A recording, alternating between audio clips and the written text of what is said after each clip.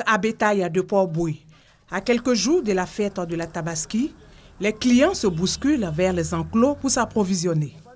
Huguette a pu s'offrir un mouton grâce à l'intervention du Conseil des consommateurs du district d'Abidjan déployé sur le site. Le Conseil mène une campagne de sensibilisation dénommée « Un bétail sain et à moindre coût ». J'ai un oncle qui est musulman. C'est lui qui m'a envoyé ce matin pour venir acheter un mouton. Je suis allée vers le service consommateur qui m'a permis de pouvoir acheter le mouton à moins de coût. C'était 200 000 francs. Le service consommateur m'a permis de l'acheter à 130 000.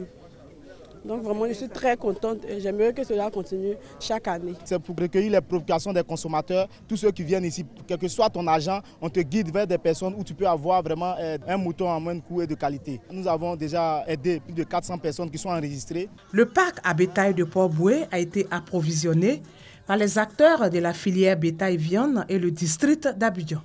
À ce jour, il enregistre 105 000 têtes de moutons sur 120 000 attendus et 11 000 têtes de bœufs. Le district a mis les grands moyens, personne n'a été emmerdé, les moutons sont venus sans les faux frais, donc le prix est abordable, tout le monde peut avoir mouton à sa bourse. Aujourd'hui, les faux frais ont disparu. Tu prends ton mouton, tu viens, tu n'as rien à payer. Ce que tu dois payer, c'est à l'abattoir. Ici, tu vas payer, puis tu installes, tu vends tes moutons. Nous avons encouragé nos partenaires de l'extérieur vraiment à faire venir leurs marchandises parce que nous leur avons garanti une sécurité totale par rapport à leur activité. Cette année, il y a une forte présence des forces de l'ordre pour dissuader quelques voleurs éventuels. Ces bêtes qui servent à la commémoration du sacrifice d'Abraham viennent généralement des pays limitrophes, notamment le Burkina Faso, le Mali et le Niger. Le ministère des Ressources animales et halieutiques s'implique également dans l'approvisionnement. Le gouvernement a mis en place un comité de lutte contre la vie chère. Et ce comité de lutte s'est mis au travail. Et justement, c'est la politique qui doit accompagner cette politique de lutte contre la vie chère qui nous amène au résultat d'aujourd'hui, qui fait qu'au lieu de 80 000 têtes de moutons, au jour d'aujourd'hui, nous sommes à plus de 100 000. La fête de la Tabaski ou l'Aïd el-Kébir sera célébrée ce vendredi 1er septembre. Une cérémonie qui rime avec partage, charité et solidarité. Pour la double confrontation entre la Côte d'Ivoire et le Gabon, le sélectionneur belge des éléphants, Marc Wilmot, était face à la presse ce mardi 29 août 2017.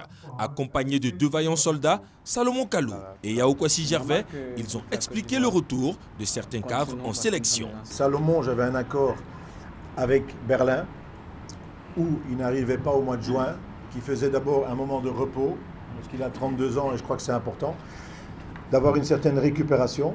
Et j'avais un accord avec Hertha BSC pour qu'il puisse être frais et dispo au mois de septembre. Je ne vous l'ai pas dit, mais l'accord était entre nous. Vous voyez ou pas? Ouais. Voilà. Donc de ce côté-là, et Gervais était déjà là la fois passée, donc je ne vois pas où est le problème. On ne vient pas pour se jouer les héros, non.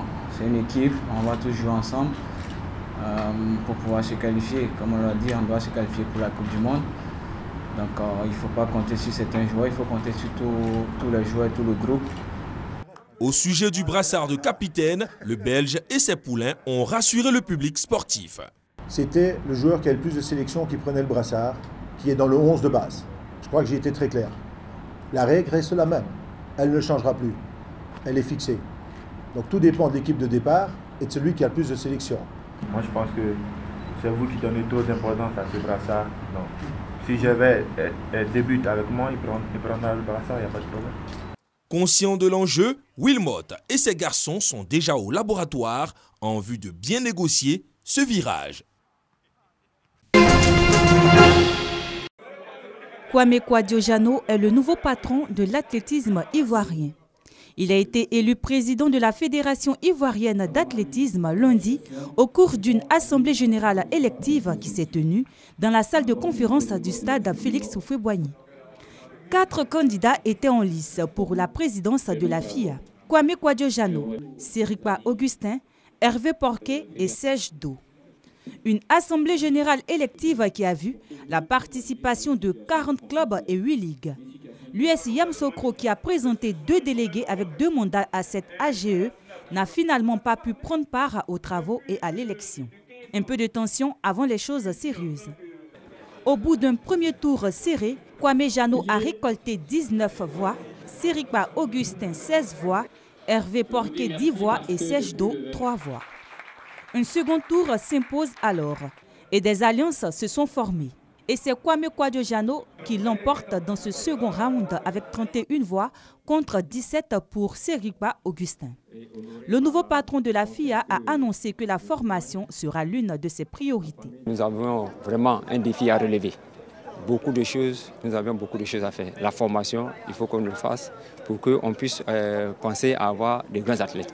Vous avez vu un peu au jeu de la francophonie, notre athlète Sissege est sorti d'un centre de formation à Yamsoko et il est à Dakar dans un centre de formation. C'est à partir des centres de formation que nous pouvons avoir des athlètes de haut niveau.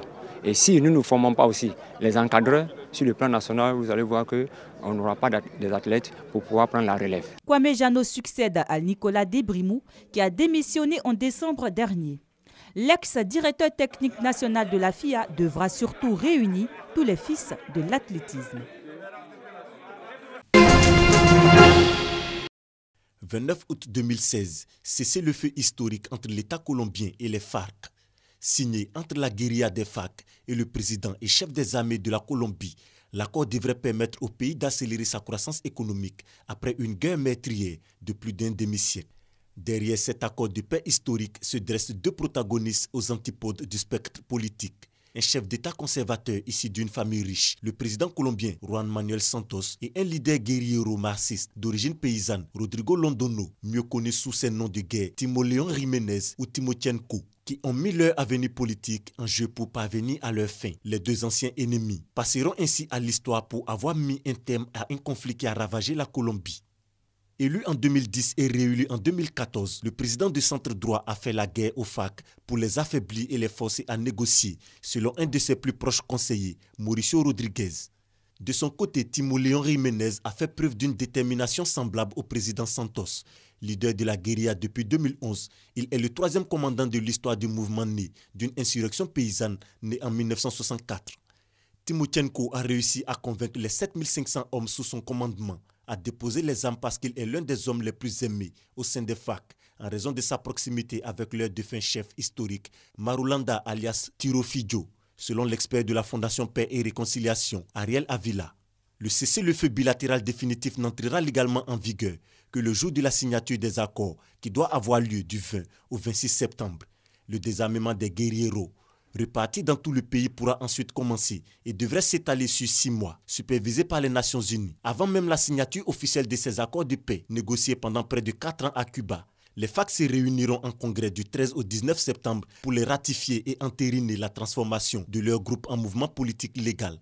Exceptionnellement, cette 15e conférence des FARC sera ouverte à la presse et à une cinquantaine d'invités nationaux et internationaux. Depuis juillet 2015, les FARC avaient déjà cessé de manière unilatérale les hostilités et le gouvernement avait suspendu ses bombardements aériens contre les rebelles. Cependant, c'est la première fois que le gouvernement et la guérilla concluent un tel accord. Même si les FARC représentent le principal groupe de guérilleros, la Colombie doit encore composer avec les rebelles de l'autre groupe de guérilla marxistes, l'armée de libération nationale, et les bandes criminelles continuent de défier le gouvernement. La paix avec les FARC, issue en 1964 d'une insurrection paysanne et qui compte encore quelques 7500 hommes armés, ne signifie donc pas nécessairement la fin des violences dans le pays. La guerre civile en Colombie a fait plus de 220 000 morts, 40 000 disparus et près de 7 millions de personnes déplacées, fuyant les violences.